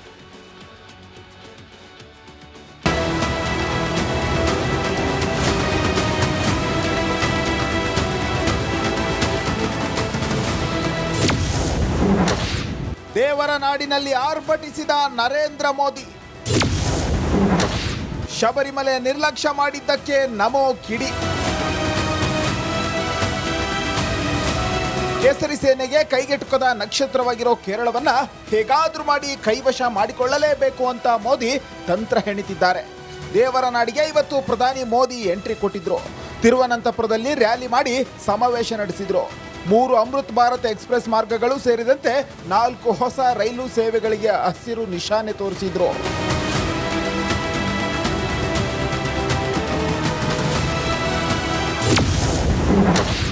ಶಬರಿಮಲೆಗೆ ಗತವೈಭವ ತರುತ್ತೇನೆ ಎಂದ ಮೋದಿ.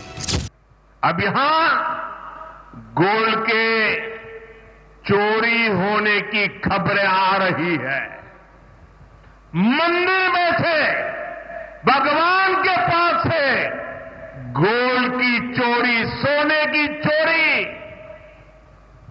मैं एक बात स्पष्ट कहना चाहता हूं, यहां बीजेपी सरकार बनते ही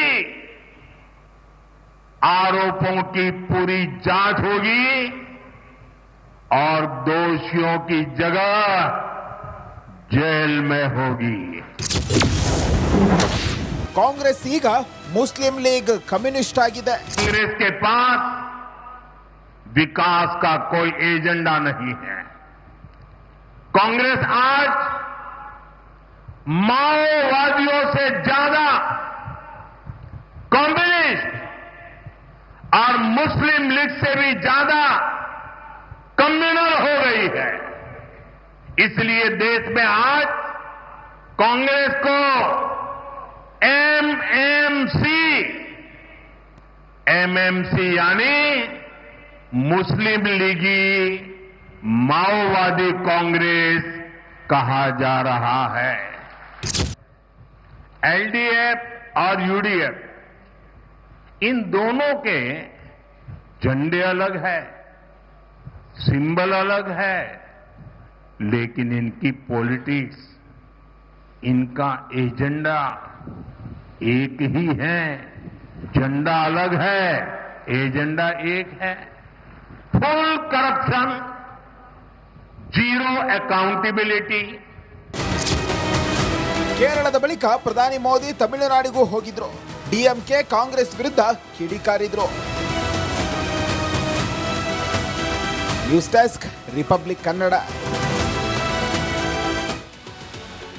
ಪ್ರಧಾನಿ ಮೋದಿಯವರು ಕೇರಳವನ್ನ ಈ ಸಾರಿ ತಮ್ಮ ವಶಕ್ಕೆ ತಗೋಬೇಕು, ಕಮಲ ಅರಳಿಸಬೇಕು ಅಂತ ನಾನಾ ರೀತಿಯ ರಣತಂತ್ರಗಳನ್ನ ರೂಪಿಸ್ತಾ ಇದ್ದಾರೆ. ಒಂದು ಆಶಾ ಕಿರಣ ಅನ್ನುವಂತೆ ಈ ಸಾರಿ ಕೇರಳದಲ್ಲಿ ಸ್ಥಳೀಯ ಸಂಸ್ಥೆಯ ಚುನಾವಣೆಗಳಲ್ಲಿ ಕಮಲ ಕಮಾಲ್ ಮಾಡಿದೆ.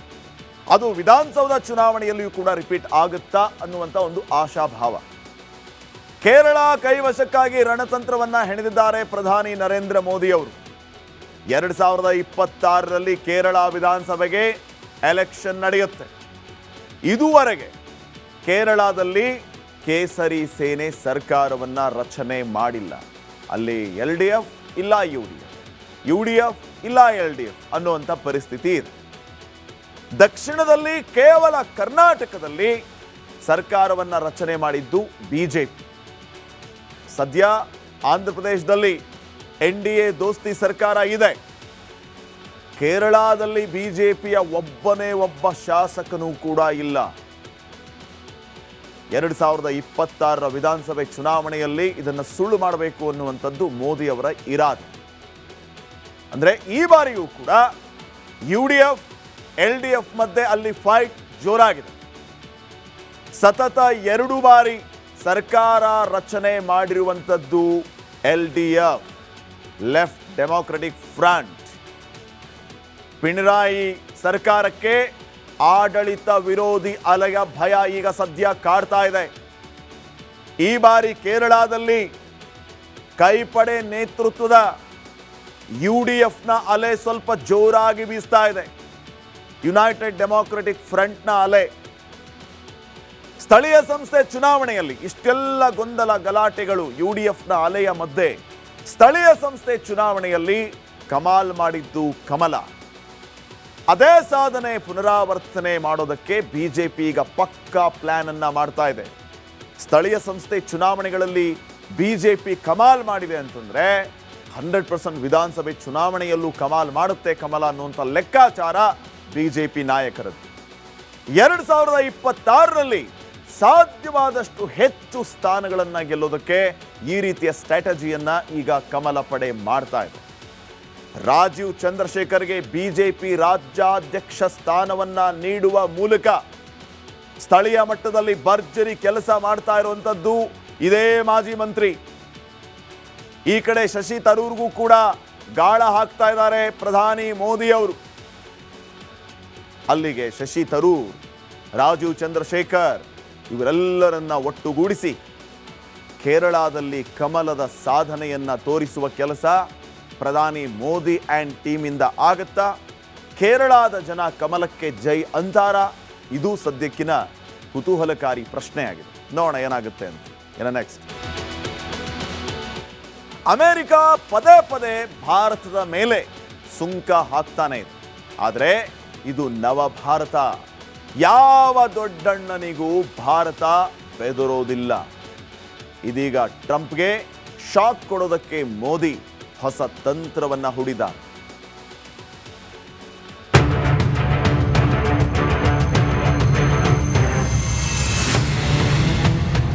ಲೇ ಅಮೆರಿಕ, ನೀನ್ ಯಾವ ಲೆಕ್ಕ ನಮ್ಗೆ? ಹೀಗೆ ಮೋದಿ ಮನಸ್ಸಿನಲ್ಲೇ ಅಂದುಕೊಳ್ತಿದ್ದಾರೆ ಅನ್ಸುತ್ತೆ. ಅಮೆರಿಕದ ತುಗಲಕ್ ದೊರೆ ಡೊನಾಲ್ಡ್ ಟ್ರಂಪ್ ಮನಸ್ಸು ಯಾರಿಗೂ ಅರ್ಥ ಆಗಲ್ಲ. ಎಲ್ಲ ಚೆನ್ನಾಗಿದ್ದಾಗ ಮೋದಿ ನನ್ನ ದೋಸ್ತು ಅಂತಾರೆ, ಸ್ವಲ್ಪ ಸ್ಕ್ರೂ ಲೂಸ್ ಆದ್ರೆ ಭಾರತದ ಮೇಲೆ ಸುಂಕ ಹಾಕ್ತಾರೆ. ಆ ದೊಡ್ಡಣ್ಣನ ತಲೆ ಕೆಡುವಂತ ಮತ್ತೊಂದು ಕೆಲಸಕ್ಕೆ ಮೋದಿ ಕೈ ಹಾಕಿದ್ದಾರೆ.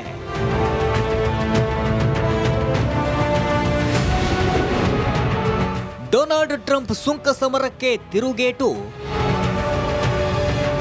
ಅಮೆರಿಕದ ಹುಚ್ಚು ದೊರೆ ಟ್ರಂಪ್ ವಿಶ್ವದ ವಿವಿಧ ದೇಶಗಳ ವಿರುದ್ಧ ಸುಂಕ ಸಮರವನ್ನ ಸಾರಿದ್ದಾರೆ.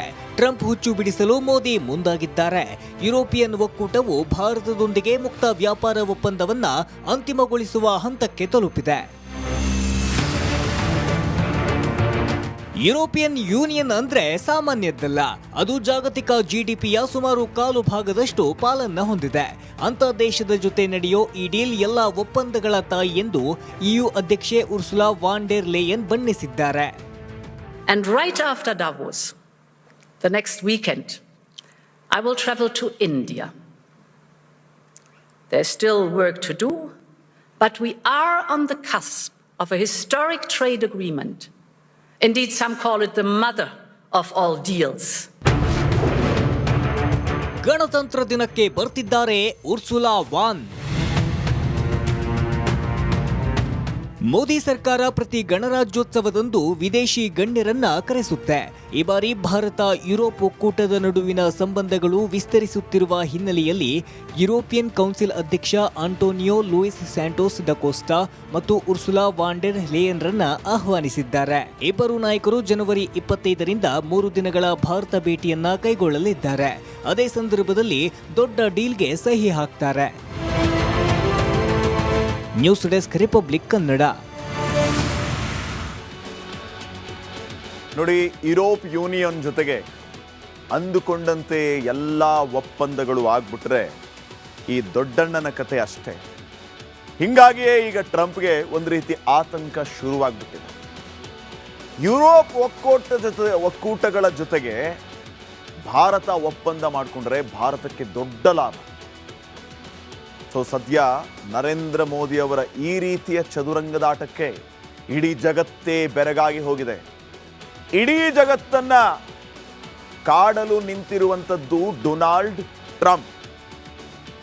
ಭಾರತದ ಮೇಲೆ ಪದೇ ಪದೇ ಸುಂಕ ಹಾಕ್ತಾ ಇರೋದು ಅಮೆರಿಕ. ಯುರೋಪ್ಗೂ ಧಮಕಿ ಹಾಕ್ತಾ ಇರೋದು ಡೊನಾಲ್ಡ್ ಟ್ರಂಪ್. ಟ್ರಂಪ್ ಹುಚ್ಚು ಬಿಡಿಸೋದಕ್ಕೆ ನರೇಂದ್ರ ಮೋದಿಯವರು ಮುಂದಾಗಿದ್ದಾರೆ.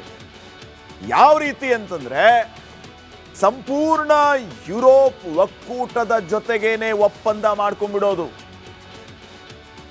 ಈಗ ಟ್ರಂಪ್ ಲೆಕ್ಕಾಚಾರ ಏನು ಅಂತಂದ್ರೆ, ನ್ಯಾಟೋ ನನ್ನ ಬೆಂಬಲಕ್ಕಿದೆ, ನ್ಯಾಟೋ ನನ್ನ ಬೆನ್ನಿಗಿದೆ, ನ್ಯಾಟೋದ ಬಲವನ್ನ ಕಟ್ಕೊಂಡು ಇರಾನ್ನು ಹೊಡಿತೀವಿ, ಎಲ್ಲರನ್ನು ಹೊಡಿತೀವಿ ಅನ್ನುವಂತಹ ಒಂದು ಹುಚ್ಚು ಭ್ರಮೆಯಲ್ಲಿ ಟ್ರಂಪ್ ಇರೋದು.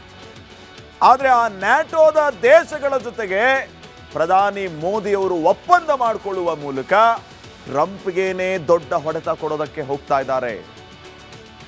ನರೇಂದ್ರ ಮೋದಿ ಅವರ ಜೊತೆಗೆ ಯುರೋಪ್ ಒಕ್ಕೂಟ ಕೈ ಜೋಡಿಸ್ತಾ ಇದೆ. ಯುರೋಪ್ ಯೂನಿಯನ್ ಜೊತೆಗೆ ಭಾರತದ ಡೀಲ್ ಯಾವ ರೀತಿ ಇರುತ್ತೆ ಅಂತಂದ್ರೆ, ಟ್ರಂಪ್ಗೆ ದೊಡ್ಡ ಹೊಡೆತ ಫೇಕ್ಸ್. 27 ದೇಶಗಳ ಕೂಟವೇ ಯುರೋಪ್ ಯೂನಿಯನ್. ದೀರ್ಘಕಾಲದಿಂದ ನಡೀತಾ ಇದ್ದ ಫ್ರೀ ಟ್ರೇಡ್ ಡೀಲ್ ಚರ್ಚೆ ಆಗುತ್ತೆ. 19 ವರ್ಷಗಳ ಬಳಿಕ ಮುಕ್ತ ವ್ಯಾಪಾರ ಒಪ್ಪಂದಕ್ಕೆ ಅಂಕಿತ ಹಾಕುವ ಕೆಲಸ ಆಗುತ್ತೆ. ಆ ಒಪ್ಪಂದಕ್ಕೆ ಅಂಕಿತ ಬಿದ್ರೆ ಈ ಕಡೆ ಟ್ರಂಪ್ ಶೇಕ್. ಭಾರತಕ್ಕೆ ಹೆಂಗ ಬೇಕೋ ಹಂಗೆ ಈ ಒಪ್ಪಂದ ಅನುಕೂಲ ಆಗುತ್ತೆ. ಅದಕ್ಕೆ ಉರ್ಸುಲಾ ಅವರು ಹೇಳ್ತಾ ಇದ್ದದ್ದೇನು, ಭಾರತಕ್ಕೆ ನಾನು ಕೆಲವೇ ದಿನಗಳಲ್ಲಿ ಹೋಗ್ತಾ ಇದ್ದೀನಿ, mother of all deals with India ಅಂತ ಹೇಳಿದರು. ಕೃಷಿ ತಗೊಳ್ಳಿ, ಡೈರಿ ಕ್ಷೇತ್ರ ತಗೊಳ್ಳಿ, ಈ ಎಲ್ಲ ಕ್ಷೇತ್ರಗಳನ್ನ ಹೊರಗಿಡುವಲ್ಲಿ ಮೋದಿ ಯಶಸ್ಸಾಗ್ತಾರೆ. ಯುರೋಪ್ನ ಕೃಷಿ ಮತ್ತು ಡೈರಿ ಉತ್ಪನ್ನಗಳು ಭಾರತಕ್ಕೆ ಬರಲ್ಲ. ಭಾರತದ ರೈತರ ಹಿತ ಕಾಪಾಡೋದಕ್ಕೆ ಈ ಕ್ರಮ ಕೈಗೊಂಡಿದ್ದಾರೆ ಪ್ರಧಾನಿ ಮೋದಿಯವರು. ಭಾರತದ textiles, leather, automobile, medicine, petroleum, chemicals, paints, electronics, electrical ಉತ್ಪನ್ನಗಳು ಯುರೋಪ್ನ ಯೂನಿಯನ್ಗೆ ರಫ್ತು ಮಾಡುವಂಥ ಕೆಲಸ ಆಗುತ್ತೆ. ಈ ಮೂಲಕ ಯುರೋಪ್ನಲ್ಲಿ ಭಾರತದ ಉತ್ಪಾದನೆಗಳ ಸೇಲ್ ಹೆಚ್ಚಾಗಲಿಕ್ಕಿದೆ. ಇದರಿಂದ ಭಾರತಕ್ಕೆ ಹೆಚ್ಚು ಲಾಭ. ಯುರೋಪ್ ಯೂನಿಯನ್ ಅಂದರೆ 27 ದೇಶಗಳ ಒಕ್ಕೂಟ. ಅಲ್ಲಿಗೆ ನಮ್ಮ ಭಾರತದ ಉತ್ಪನ್ನಗಳು ರಫ್ತಾಗುತ್ತೆ ಅಂತಂದ್ರೆ ಎಂಥ ಅದ್ಭುತ ಇದು. ಈ ಮೂಲಕ ಟ್ರಂಪ್ಗೆ ಬಿಗ್ ಶಾಕ್ ಕೊಡೋದಕ್ಕೆ ಪ್ರಧಾನಿ ಮೋದಿ ಅವರು ಇಂಥ ದೊಡ್ಡ ತಂತ್ರವನ್ನು ರೂಪಿಸಿದ್ದಾರೆ. ಇನ್ನು ನೆಕ್ಸ್ಟ್,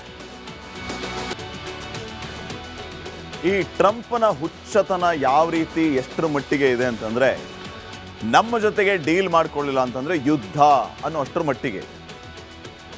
ಈ ಟ್ರಂಪ್ನ ಈ ರೀತಿಯ ಹುಚ್ಚುತನವನ್ನ ಈಗ ಕಡಿಮೆ ಮಾಡಬೇಕಾಗಿದೆ. ಆ ಹುಚ್ಚನ್ನ ಬಿಡಿಸುವಂತ ಕೆಲಸ ಆಗಬೇಕಾಗಿದೆ. ಅದಕ್ಕೆ ಉಳಿದ ಎಲ್ಲ ದೇಶಗಳು ಕೂಡ ಎಷ್ಟರ ಮಟ್ಟಿಗೆ ಒಗ್ಗಟ್ಟಾಗ್ತಾರೆ ಅನ್ನುವಂಥದ್ದು ಸದ್ಯಕ್ಕಿನ ಪ್ರಶ್ನೆ. ಈಗ ಈ ಇರಾನ್ ವಿಚಾರಣೆ ತಗೊಳ್ಳಿ. ಇರಾನ್ ನನ್ನ ಮಾತು ಕೇಳಬೇಕು ಅಂತ ಅಮೆರಿಕ ಹೇಳುತ್ತೆ. ಸುಪ್ರೀಂ ಲೀಡರ್ ಅಲಿ ಖಮೇನಿಯೇ ಟ್ರಂಪ್ನ ಗುರಿಯಾಗಿರೋದು. ಖಮೇನಿಯನ್ನ ಮುಗಿಸೋದಕ್ಕೆ ಪ್ಲಾನ್ ಮಾಡ್ತಾ ಇರೋದು ಅಮೆರಿಕ. ಇರಾನ್ ಮೇಲೆ ಯಾವುದೇ ಕ್ಷಣದಲ್ಲಿ ಅಮೆರಿಕ ದಾಳಿ ಮಾಡುವ ಸಾಧ್ಯತೆ ಅಧಿಕವಾಗಿದೆ. ಇರಾನ್ ಬಳಿ ಮಹಾವಿನಾಶಕಾರಿ ಅಸ್ತ್ರ ತಂದಿಟ್ಟಿರುವಂಥದ್ದು ಅಮೆರಿಕ. ಈಗಾಗಲೇ ಚೀನಾದ ಕಡೆ ಮುಖ ಮಾಡಿದ್ದಂತಹ ಆ ಎಲ್ಲ ರೀತಿಯ ಯುದ್ಧ ನೌಕೆಗಳನ್ನ ಈ ಕಡೆ ಮುಖ ಮಾಡಿ ನಿಲ್ಲಿಸಿದ್ದಾರೆ. ಒಂದೊಂದೇ ಇರಾನ್ ಕಡೆ ಕಳಿಸ್ತಾ ಇದ್ದಾರೆ. ಅದರ ಸೂಚನೆ ಯಾವಾಗ ಬೇಕಾದರೂ ಅಮೆರಿಕ ಇರಾನ್ ಮೇಲೆ ಅಟ್ಯಾಕ್ ಮಾಡಬಹುದು. ಮಧ್ಯಪ್ರಾಚ್ಯದಲ್ಲಿ ಶಸ್ತ್ರಾಸ್ತ್ರಗಳನ್ನು ತಂದಿಟ್ಟಿರೋದು ಅಮೆರಿಕ. ಹರ್ಮೂಜ್ ಜಲಸಂಧಿ ತನ್ನ ವಶದಲ್ಲಿ ಇಟ್ಕೊಂಡಿರುವಂಥದ್ದು ಇದು ಇರಾನ್. ತೈಲ ವ್ಯಾಪಾರಕ್ಕೆ ಹರ್ಮೂಜ್ ಜಲಸಂಧಿ ಅನಿವಾರ್ಯವಾಗಿದೆ. ಈಗ ಅಮೆರಿಕಕ್ಕೆ ಅದೇ ಹರ್ಮೂಜ್ ಜಲಸಂಧಿ ಬೇಕು ಅಂತ ಹೇಳಿ, ಆ ಕಡೆ ಗ್ರೀನ್ಲ್ಯಾಂಡ್ ಬೇಕು, ಈ ಕಡೆ ಹರ್ಮೂಜ್ ಬೇಕು. ಈ ಟ್ರಂಪ್ನ ಹುಚ್ಚಾಟಕ್ಕೆ ಇದು ಕೊನೆ ಇಲ್ಲ. ಇನ್ನೂ ಅದು ಬೇಕು, ಇದು ಬೇಕು, ನೊಬೆಲ್ ಪ್ರೈಸ್ ಒಂದು ಬೇಕು ಅಂತ. ವಿಶ್ವದ ಬಹುತೇಕ ತೈಲ ವ್ಯಾಪಾರ ಇಲ್ಲಿಂದಲೇ ನಡೆಯುತ್ತೆ, ಹರ್ಮೂಜಿಂದ. ದಾವೋಸ್ ಸಮಿಟ್ನಲ್ಲಿ ದಾದಾಗಿರಿ ಮಾಡಿರುವಂಥದ್ದು ಟ್ರಂಪ್. ಅಮೆರಿಕಾದ ಮುಂದೆ ವಿಶ್ವದ ಯಾವ ದೇಶವೂ ನಿಲ್ಲೋದಿಲ್ಲ. ಅಮೆರಿಕಾದ ಶಸ್ತ್ರಾಸ್ತ್ರಗಳ ಬಗ್ಗೆ ಯಾವ ದೇಶಗಳಿಗೂ ಗೊತ್ತಿಲ್ಲ. ಸೀಕ್ರೆಟ್ ಶಸ್ತ್ರಾಸ್ತ್ರಗಳ ಬಗ್ಗೆ ನಾವೇನಾದರೂ ಯುದ್ಧ ಆರಂಭ ಮಾಡಿದರೆ ಎಲ್ಲರಿಗೂ ಗೊತ್ತಾಗುತ್ತೆ ಅಂತ ಮಾತಾಡಿರೋದು ಇದೇ ಡೊನಾಲ್ಡ್ ಟ್ರಂಪ್. ಇದೇ ಸಂದರ್ಭದಲ್ಲಿ ಮೊನ್ನೆ ಒಂದು ಮಾತನ್ನ ಇದೇ ದಾವೋಸಲ್ಲಿ ಟ್ರಂಪ್ ಹೇಳ್ತಾ ಇದ್ದದ್ದು. ಆ ಇಮ್ಯಾನ್ಯುಯಲ್ ಮ್ಯಾಕ್ರಾನ್ ಒಂದು ಸನ್ಗ್ಲಾಸ್ ಅನ್ನ ಹಾಕೊಂಡ್ಬಂದಿದ್ರು. ನಾನು ನಿನ್ನೆ ಮ್ಯಾಕ್ರಾನ್ ಮಾತಾಡೋದನ್ನ ನೋಡ್ತಾ ಇದ್ದೆ. ಸನ್ಗ್ಲಾಸ್ ತುಂಬಾ ಚೆನ್ನಾಗಿತ್ತು. ಇನ್ನೊಂದು 2 ದಿನ ಹೋಗಲಿ, ಅವರು ಟ್ಯಾರಿಫ್ ಜಾಸ್ತಿ ಮಾಡ್ತೀವಿ, ಅವರಿಗೆ ತುಂಬಾ ಒಳ್ಳೆ ದಿನಗಳು ಕಾದಿದೆ. ಏನು ಹೆದರ್ಸ್ತಾರ ಟ್ರಂಪ್? ಮಾಡ್ತಾ ಇರೋದು ಅದೇ ಕೆಲಸ. ಆ ಮ್ಯಾಕ್ರಾನ್ ಒಳ್ಳೆ ಸನ್ಗ್ಲಾಸ್ ಹಾಕೊಂಡ್ಬಂದ್ರು ಕೂಡ ಟ್ರಂಪ್ ಅದನ್ನು ಪ್ರಸ್ತಾಪ ಮಾಡೋದು. ಗುಡ್ ಸನ್ಗ್ಲಾಸಸ್, ಮುಂದಿನ ದಿನಮಾನಗಳಲ್ಲಿ ನಿಮಗೆ ಟ್ಯಾರಿಫ್ ಜಾಸ್ತಿ ಮಾಡ್ತೀವಿ ಅಂತ ಧಮಕಿ ಹಾಕ್ತಾ ಇರೋದು ಟ್ರಂಪ್ ಲಿಟ್ರಲಿ. ವೆನಿಜುವೆಲಾದಲ್ಲಿ ಅಮೆರಿಕ ಇದೇ ಶಸ್ತ್ರಾಸ್ತ್ರ ಬಳಸಿರುವ ಶಂಕೆ ಇದೆ. ಸಾನಿಕ್ ವೆಪನ್ ಬಗ್ಗೆ ಮಾತಾಡಿದ್ರೆ ಹಾಗಿದ್ರೆ ಡೊನಾಲ್ಡ್ ಟ್ರಂಪ್ ಮಾತಿಂದ ಬಲಿಷ್ಠ ದೇಶಗಳಿಗೆ ನಿದ್ರೆಯೇ ಬರ್ತಾ ಇಲ್ಲ. ಹೀಗಾಗಿ ಎಲ್ಲ ದೇಶಗಳು ಒಟ್ಟುಗೂಡಿ ಟ್ರಂಪ್ಗೆ ಬುದ್ಧಿ ಕಲಿಸ್ಬೇಕಲ್ಲ ಅನ್ನೋಂಥ ಲೆಕ್ಕಾಚಾರದಲ್ಲೂ ಇದ್ದಾರೆ. ನೋಡೋಣ ಮುಂದೆ ಯಾವ ರೀತಿ ಬುದ್ಧಿ ಕಲಿಸ್ತಾರೆ ಅಂತ ಹೇಳಿ. ಇನ್ನು ನೆಕ್ಸ್ಟ್, ಬೈಕ್ ಟ್ಯಾಕ್ಸಿ ವಿಚಾರದಲ್ಲಿ ಹೈಕೋರ್ಟ್ ಮಹತ್ವದ ತೀರ್ಪನ್ನು ನೀಡಿದೆ. ರಾಜ್ಯದಲ್ಲಿ ಬೈಕ್ಗಳನ್ನ ಟ್ಯಾಕ್ಸಿಗಳನ್ನಾಗಿ ಬಳಸೋದಕ್ಕೆ ಹೈಕೋರ್ಟ್ ಅನುಮತಿಯನ್ನ ನೀಡಿದೆ. ಆ ಮೂಲಕ ಈ ಹಿಂದೆ ರಾಜ್ಯ ಸರ್ಕಾರ ವಿಧಿಸಿದ್ದ ನಿಷೇಧಕ್ಕೆ ತಡೆ ನೀಡಿದಂತಾಗಿದೆ.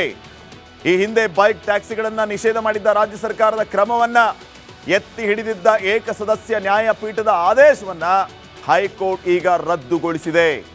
ನ್ಯಾಯಮೂರ್ತಿ ವಿಭು ಬಕ್ರು ಮತ್ತು ನ್ಯಾಯಮೂರ್ತಿ CM ಜೋಶಿ ಅವರನ್ನ ಒಳಗೊಂಡ ವಿಭಾಗೀಯ ಪೀಠ ಮಹತ್ವದ ತೀರ್ಪನ್ನ ನೀಡಿದೆ. ಮಾನ್ಯ ಉಚ್ಚ ನ್ಯಾಯಾಲಯದಲ್ಲಿ ಬೈಕ್ ಟ್ಯಾಕ್ಸಿ ವಿಚಾರವಾಗಿ ತೀರ್ಪು ಪ್ರಕಟವಾಗಿದೆ. ಈ ಒಂದು ತೀರ್ಪು ಬೈಕ್ ಟ್ಯಾಕ್ಸಿ ಪರವಾಗಿ ಪ್ರಕಟವಾಗಿರುವಂಥದ್ದು ಬಹಳ ನಮಗೆ ನೋವು ಉಂಟಾಗಿದೆ, ನಿರಾಸೆ ಉಂಟಾಗಿದೆ. ಲಕ್ಷಾಂತರ ಆಟೋ ಚಾಲಕರು ಮತ್ತು ಟ್ಯಾಕ್ಸಿ ಚಾಲಕರಿಗೆ ಇವತ್ತು ಈ ಒಂದು ತೀರ್ಪು ನಿರಾಸೆಯನ್ನು ತಂದಿದೆ. ಈ ದಿನ ಮಾನ್ಯ ಉಚ್ಚ ನ್ಯಾಯಾಲಯದಲ್ಲಿ ಇನ್ನ ಬೈಕ್ ಟ್ಯಾಕ್ಸಿಗೆ ಯಾವುದೇ ರೀತಿಯ ಅಡ್ಡಿ ಆತಂಕ ಇಲ್ಲ. ರ್ಯಾಪಿಡೋದವರು ಭಯ ಬಿದ್ದು ಕದ್ದು ಮುಚ್ಚಿ ರ್ಯಾಪಿಡೋನ ಓಡಿಸುವಂಥ ಅಗತ್ಯ ಇಲ್ಲ. ಕೋರ್ಟ್ ಬಹಳ ಸ್ಪಷ್ಟವಾಗಿ ಹೇಳಿದೆ, ಯಾವುದೇ ರೀತಿಯ ಅಡ್ಡಿ ಆತಂಕ ಇಲ್ಲ, ನೀವು ಬೈಕ್ ಟ್ಯಾಕ್ಸಿಗಳನ್ನು ಓಡಿಸಿ ಅಂತ ಹೇಳಿದೆ. ಇನ್ನು ಲೀಗಲ್ ಇದು. ಆಟೋದವರು ಬಂದು ನಿಮ್ಮ ಜೊತೆ ಜಗಳ ಮಾಡುವಂಗಿಲ್ಲ. ರ್ಯಾಪಿಡೋ ಅಂತ ಗೊತ್ತಾದರೆ ಆಟೋದವ್ರು ಅಡ್ಡ ಹಾಕಿ ನಿಮ್ಮನ್ನು ಹೊಡೆಯೋಂಗಿಲ್ಲ, ಧಮಕಿ ದಾದಾಗಿರಿ ಮಾಡುವಂಗಿಲ್ಲ. ಕೋರ್ಟೇ ಆರ್ಡರ್ ಮಾಡಿದೆ. ರ್ಯಾಪಿಡೋ ಓಡಿಸುವಂಥವ್ರು ಗಮನಿಸಿ, ಈ ವಿಡಿಯೋನ ಕಟ್ ಮಾಡ್ಕೊಂಡು ಎಲ್ಲ ಕಡೆ ಶೇರ್ ಮಾಡ್ಕೊಳ್ಳಿ ಬೇಕಿದ್ರೆ. ಯಾವುದೇ ಕಾರಣಕ್ಕೂ ಬೈಕ್ ಟ್ಯಾಕ್ಸಿಗೆ ಅಡ್ಡಿ ಇಲ್ಲ. ಕೋರ್ಟ್ನ ಆರ್ಡರ್ ಆಗಿದೆ. ಬೈಕ್ ಟ್ಯಾಕ್ಸಿ ನಿಷೇಧ ಆದೇಶವನ್ನ ಹೈಕೋರ್ಟ್ ರದ್ದುಗೊಳಿಸಿದೆ. ಬೈಕ್ ಟ್ಯಾಕ್ಸಿಗಳನ್ನ ನಿಷೇಧ ಮಾಡಿದ್ದು ಸಿದ್ದರಾಮಯ್ಯ ಸರ್ಕಾರ. ರಾಜ್ಯ ಸರ್ಕಾರದ ಆದೇಶವನ್ನ ಪ್ರಶ್ನೆ ಮಾಡಿ ಹೈಕೋರ್ಟ್ ಅಲ್ಲಿ ಅರ್ಜಿ ಸಲ್ಲಿಸಿದ್ರು ಈ ರ್ಯಾಪಿಡೋ ಬೈಕ್ ಟ್ಯಾಕ್ಸಿ ಯೂಸರ್ಸ್. ರಾಜ್ಯ ಸರ್ಕಾರದ ಆದೇಶವನ್ನ ಆಗ ಏಕಸದಸ್ಯ ಪೀಠ ಎತ್ತಿ ಹಿಡಿದಿತ್ತು. ಮತ್ತೆ ಏಕಸದಸ್ಯ ಪೀಠದ ಆದೇಶವನ್ನ ಪ್ರಶ್ನೆ ಮಾಡಿ ವಿಭಾಗೀಯ ಪೀಠಕ್ಕೆ ಮೇಲ್ಮನವಿಯನ್ನ ಸಲ್ಲಿಸಲಾಗಿತ್ತು. ಬೈಕ್ ಟ್ಯಾಕ್ಸಿಯೇ ಜೀವನಾಧಾರ ಅಂತ ಮೇಲ್ಮನವಿಯನ್ನ ಸಲ್ಲಿಸಲಾಗಿತ್ತು. ಬೈಕ್ ಟ್ಯಾಕ್ಸಿ ಮೇಲಿನ ನಿಷೇಧವನ್ನ ತೆರವುಗೊಳಿಸಿದೆ ಈಗ ಹೈಕೋರ್ಟ್. ಬೈಕ್ ಟ್ಯಾಕ್ಸಿ ಮೇಲೆ ಇದ್ದಂತ ನಿಷೇಧವನ್ನ ಹೈಕೋರ್ಟ್ ತೆರವುಗೊಳಿಸಿದೆ. ಓಲಾ, ರ್ಯಾಪಿಡೋ, ಊಬರ್ ಸಲ್ಲಿಸಿದ್ದ ಮೇಲ್ಮನವಿಗೆ ಮಣೆ ಹಾಕುವಂತ ಕೆಲಸ ಆಗಿದೆ. ಆ ಅರ್ಜಿಯನ್ನ ಪುರಸ್ಕರಿಸುವಂತ ಕೆಲಸ ಆಗಿದೆ. ನಿಷೇಧವನ್ನ ತೆರವು ಮಾಡಿದೆ ಹೈಕೋರ್ಟ್. ಬಿಂದಾಸ್ ಆಗಿ ರ್ಯಾಪಿಡೋ ಓಡಿಸಬಹುದು. ಬೆಂಗಳೂರಿನಲ್ಲಿ 1.20 ಲಕ್ಷ ಬೈಕ್ ಟ್ಯಾಕ್ಸಿಗಳ ನೋಂದಣಿಯಾಗಿದೆ. ಎಷ್ಟೋ ಜನ ರಿಜಿಸ್ಟರ್ ಮಾಡಿಸ್ಕೊಂಡಿದ್ದಾರೆ ರ್ಯಾಪಿಡೋಗೆ. ಕರ್ನಾಟಕದಲ್ಲಿ 6 ಲಕ್ಷಕ್ಕೂ ಹೆಚ್ಚು ಸವಾರರು ನೋಂದಣಿಯನ್ನ ಮಾಡಿಕೊಂಡಿದ್ದಾರೆ. ಆಟೋ ಟ್ಯಾಕ್ಸಿಗಳಿಗೆ ದುಬಾರಿ ದರ ನೀಡ್ತಾ ಇದ್ದವರಿಗೆ ಈಗ ರಿಲೀಫ್.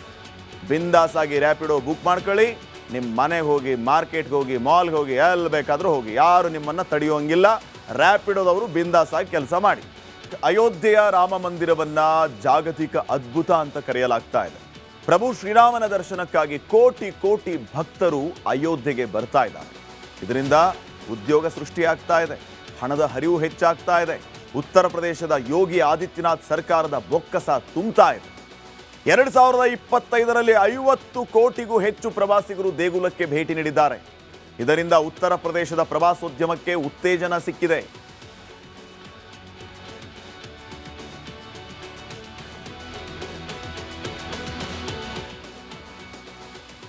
ಪ್ರಭು ಶ್ರೀರಾಮ ಮಂದಿರ ಹೊಸ ದಾಖಲೆಯನ್ನ ಬರೆದಿದೆ.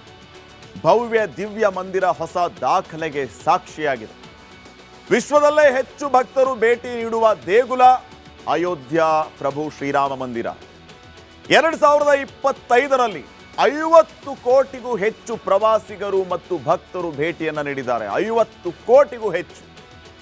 ಪ್ರವಾಸೋದ್ಯಮದಿಂದ 4 ಲಕ್ಷ ಕೋಟಿ ಮೊತ್ತದ ವಹಿವಾಟಾಗಿದೆ. 4 ಲಕ್ಷ ಕೋಟಿ ಅಂದ್ರೆ ನಮ್ಮ ಕರ್ನಾಟಕದ ಒಟ್ಟು ಬಜೆಟ್ಗೆ ಸಮ. $1 ಟ್ರಿಲಿಯನ್ ಗುರಿ ಹೊಂದಿರುವಂತಹ ಉತ್ತರ ಪ್ರದೇಶ ಸರ್ಕಾರಕ್ಕೆ ಇದು ಭಾರಿ ಅನುಕೂಲ ಮಾಡಿಕೊಡ್ತಾ ಇದೆ. ಯೋಗಿ ಸರ್ಕಾರದ ಕನಸಿಗೆ ನೀರೆರಿತಾ ಇರುವಂಥದ್ದು ಪ್ರಭು ಶ್ರೀರಾಮ ಮಂದಿರ. ಹೊಸ ಹೊಸ ಹೋಟೆಲ್ಸ್, ಘಾಟ್ಗಳ ಅಭಿವೃದ್ಧಿ ಉತ್ತರ ಪ್ರದೇಶದಲ್ಲಿ ಆಗ್ತಾ ಇದೆ. ಅಯೋಧ್ಯೆಯಲ್ಲಿ ವಿಶ್ವ ದರ್ಜೆಯ ಸೌಲಭ್ಯಗಳು ಈಗ ಸಿಗ್ತಾ ಇದೆ. 5 ವರ್ಷದಲ್ಲಿ 400 ಕೋಟಿ ತೆರಿಗೆಯನ್ನ ಕಟ್ಟಿರೋದು ದೇಗುಲದ ಟ್ರಸ್ಟ್. ಅಯೋಧ್ಯ ರಾಮ ಮಂದಿರದ ದೇಗುಲದ ಟ್ರಸ್ಟೇ ಎಷ್ಟು ಕಟ್ಟಿದೆ ಹೇಳಿ ತೆರಿಗೆ? 400 ಕೋಟಿ. ಇನ್ನು ಜಸ್ಟ್ ಇಮ್ಯಾಜಿನ್ ಮಾಡ್ಕೊಳ್ಳಿ, ಇನ್ಕಮ್ ಎಷ್ಟರ ಮಟ್ಟಿಗೆ ಇರಬೇಕು, ಇದರಿಂದ ಸರ್ಕಾರಕ್ಕೆ ಎಷ್ಟು ವಹಿವಾಟು ಆಗ್ತಾ ಇರಬೇಕು. ಹೀಗಾಗಿ ಎಲ್ಲರೂ ಕೂಡ ಈಗ ಹೆಚ್ಚು ಹೆಚ್ಚು ಸಂಖ್ಯೆಯಲ್ಲಿ ಪ್ರಭು ಶ್ರೀರಾಮನ ದರ್ಶನ ಮಾಡ್ಕೊಳ್ಳೋಕೆ ಬರ್ತಾ ಇರೋದು ಉತ್ತರ ಪ್ರದೇಶ ಸರ್ಕಾರದ ಪ್ರವಾಸೋದ್ಯಮಕ್ಕೆ ಇಷ್ಟರ ಮಟ್ಟಿಗೆ ಉತ್ತೇಜನವನ್ನು ನೀಡ್ತಾ ಇದೆ. ಹೀಗಾಗಿ ಉತ್ತರ ಪ್ರದೇಶ ಸರ್ಕಾರ, ಉತ್ತರ ಪ್ರದೇಶ ಜನ ಜೈ ಶ್ರೀರಾಮ್ ಜೈ ಯೋಗಿ ಅಂತ ಇದ್ದಾರೆ.